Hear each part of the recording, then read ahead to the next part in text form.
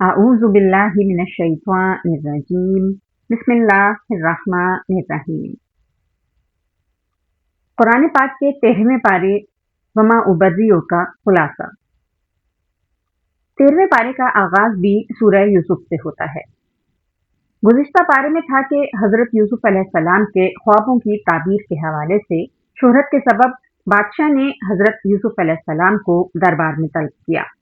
آپ علیہ السلام نے فرمایا کہ جب تک مجھ پر لگنے والے الزام کی صفائی نہ ہو جائے میں جیل سے باہر نہیں آؤں گا۔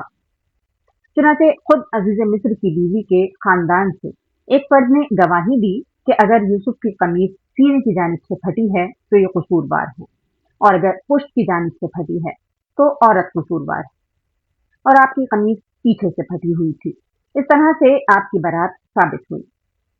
عزیز مصر کی بیوی نے بھی اعتراف کر لیا کہ یوسف علیہ السلام پاک دامن ہیں اور میں نے ہی انہیں دعوت گناہ دی تھی۔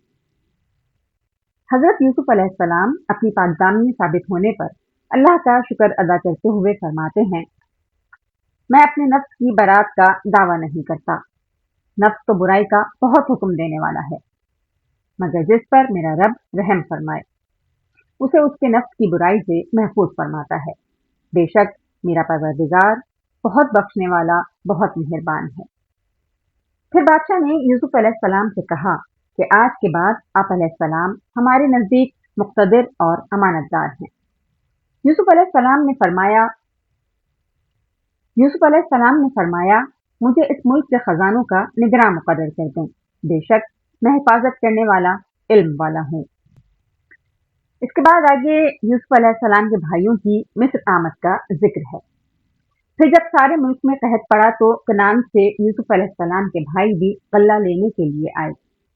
جب دوسری مرتبہ برادران یوسف حضرت یوسف علیہ السلام کے پاس پہنچے تو ان کے ساتھ حضرت یوسف علیہ السلام کے سگے بھائی بنیامین بھی تھے۔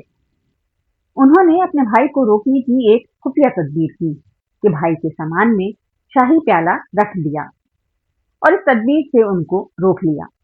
ان کو روکنے کی یہی ایک صورت تھی۔ برادران یوسف نے پیشکش کی کہ بنیامین کے بجائے ہم میں سے کسی کو روک لیا جائے، لیکن ظاہر ہے کہ کسی اور کو روکنا مقصود ہی نہیں تھا۔ برادران یوسف نے واپسی پر یہ واقعہ والد کے سامنے بیان کیا تو انہیں ایک بار پھر شدید دکھ ہوا، مگر پھر صبر جمیل کو اختیار کیا۔ شدت غم سے روتے روتے یعقوب علیہ السلام کی آنکھوں کی بینائی بھی چلی گئی اور انہوں نے کہا، میں اپنی پریشانی اور غم کی شکایت صرف اللہ سے کرتا ہوں۔ پھر یعقوب علیہ السلام نے برادران یوسف کو یوسف علیہ السلام اور بنیامین کی تلاش میں بھیجا، اور ان کے مصر پہنچنے پر بالآخر یوسف علیہ السلام نے حقیقت حال بھائیوں پر ظاہر کر دی۔ وہ شرمسار ہوئے، اپنی غلطیوں کا اعتراف کیا اور کہا کہ اللہ تعالیٰ نے آپ کو ہم پر فضیلت دی ہے۔ یوسف علیہ السلام نے کہا، اللہ تعالیٰ نے ہم پر احسان کیا ہے اور وہ تقویٰ پر کاربند ہو اور صبر کرے تو اللہ نیکوکاروں کے اجر کو ضائع نہیں فرماتا۔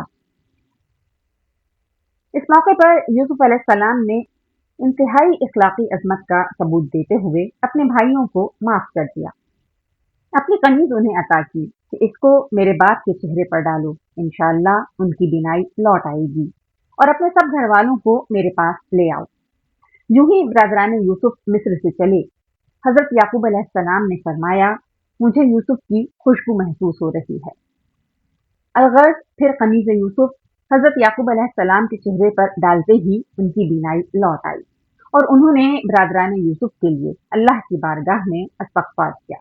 پھر جب یہ قافلہ مصر میں داخل ہوا تو یوسف علیہ السلام نے نہایت اعزاز کے ساتھ ان کا استقبال کیا، اور جب یہ قافلہ شاہی دربار میں پہنچا تو خاندان یعقوب کے تمام لوگ حضرت یوسف علیہ السلام کی تعظیم کے لیے سجدے میں گر گئے۔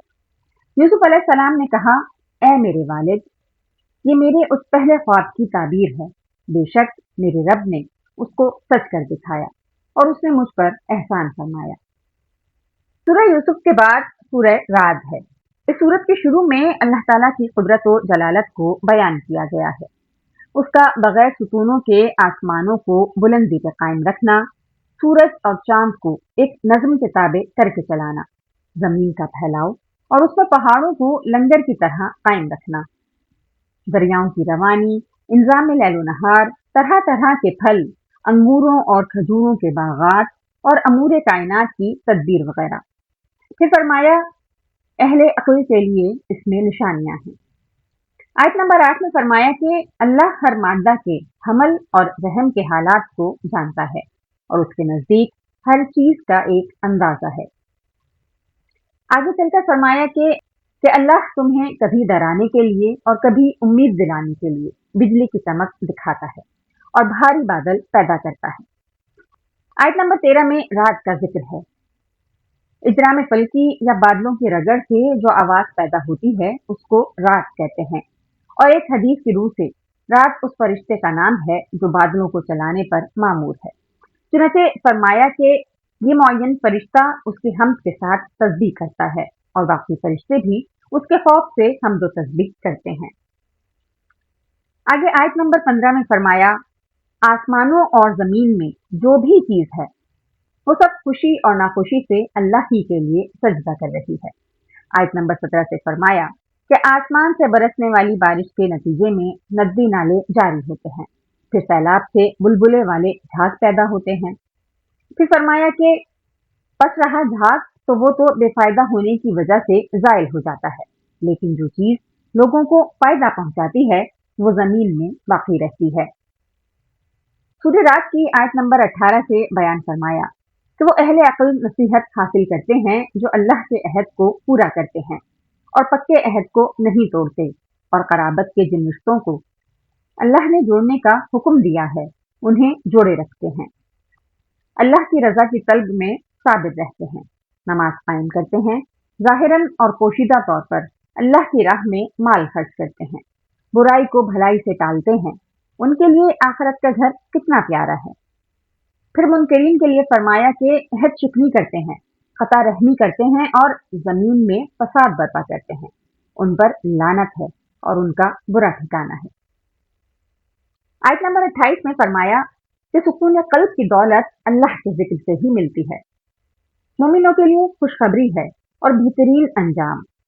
आयत नंबर 31 से मुशरिकीन मक्का के नारवा मुतालबात का जिक्र हुआ। वो कहते हैं कि कोई ऐसा कुरान होता कि जिससे पहाड़ चल पड़ते, जमीन फट जाती, मुर्दे कलाम करने लगते। तो अल्लाह ने फरमाया ये सब चीजें अल्लाह के इख्तियार में हैं। मुसलमान काफिरों की इन बेहुदा बातों से ना उम्मीद ना हो। अगर अल्लाह की मशीयत इसमें होती कि सब अताअत गुजार हो जाएं तो वो सब लोगों को हिदायत दे देता। सूरह रात के बाद सूरह इब्राहिम है। सूरह इब्राहिम के शुरू में एक बार फिर कुरान की हक्कानियत और अल्लाह ताला की कुदरत और इख्तियार का जिक्र हुआ। आयत नंबर 4 में ये बताया कि अल्लाह ताला ने हर कौम के दरमियान जो रसूल भेजा वो उन्हीं की जबान बोलने वाला था ताकि वो वजाहत के साथ अल्लाह के अहकाम को बयान कर सके और लोगों पर अल्लाह की हुज्जत कायम हो जाए। आयत नंबर 18 में बताया कि काफिरों के अमाल की मिसाल उस राख की सी है कि सख्त आंधी के दिन तेज हवा का झोंका आए और सब उड़ा ले जाए। आयत नंबर 21 से बताया कि सब कुफ्फार आखिरत में अल्लाह की अदालत में पेश होंगे। उनके कमजोर अपने बड़ों से कहेंगे कि दुनिया में हम तुम्हारी पैरवी करते थे, क्या अब अल्लाह के अजाब से निजात के लिए तुम हमारे किसी काम आओगे? वो कहेंगे कि हमें खुद कोई छुड़ाने वाला नहीं। इसी तरह शैतान भी अपने पैरोकारों से अपना दामन झाड़ लेगा। आयत नंबर 37 से उस वाक़े का जिक्र है कि जब इब्राहिम अलैहिस्सलाम अल्लाह के हुक्म से हजरत हाजरा और इस्माइल अलैहिस्सलाम को मक्का की बेआबो ग्याह जमीन में छोड़कर आए तो रुखसत होते वक्त अल्लाह ताला से दुआ की, ऐ हमारे रब, मैंने अपनी बाज औलाद को तेरी हुर्मत वाले घर के नजदीक बेआबो गया वादी में ठहरा दिया है ताकि वो नमाज को कायम रखें और लोगों में से बाज के दिलों को उनकी तरफ माइल फरमा और उनको फलों से रोजी अता फरमा।